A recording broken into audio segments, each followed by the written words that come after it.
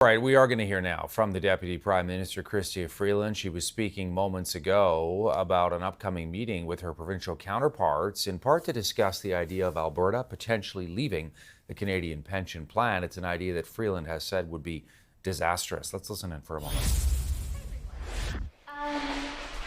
I just wanted to take the opportunity to thank the finance ministers from across Canada for agreeing to join me on Friday in a virtual meeting, a virtual special meeting, where we're going to talk about the CPP.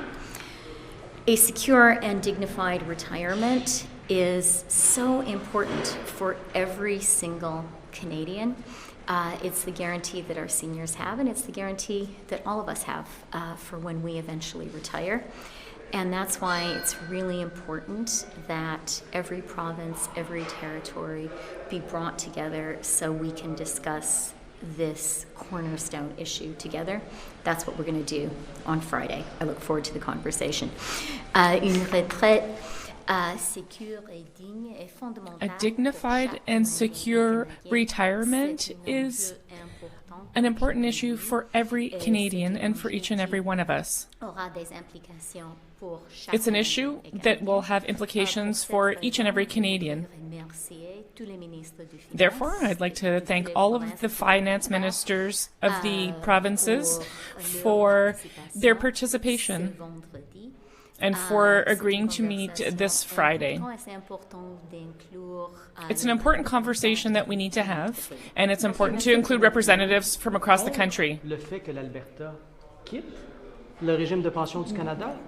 Given, is it against Alberta leaving the pension plan or against the additional costs? It's important to be clear about the provisions of the law. According to the Act, Alberta does have the right to leave the plan. However,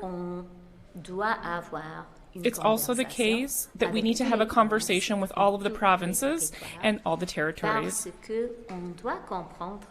This is because we need to understand what the consequences of such a decision would be. This is the first time that a province has raised this issue. It's the first time it's happened since the establishment of the plan. The federal government's point of view is that this kind of decision would not be in the interest of all Canadians.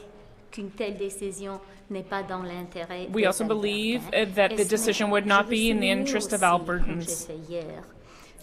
As I did yesterday, I'd also like to note that Albertans themselves, they have raised their voices and have expressed questions about this plan.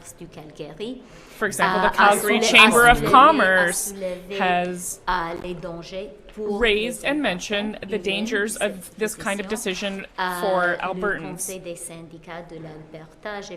The Alberta Council of Unions, I spoke with Jeff McGowan, their leader, a week ago, and he and his organization have also raised concerns about the dangers of this decision. But regardless of the formula, I note that every province is entitled to leave the plan. That is clear. However, we also need to have a conversation that is fact-based. It's important for every province and territory to be represented and to have a voice in that conversation. This possibility will have implications for every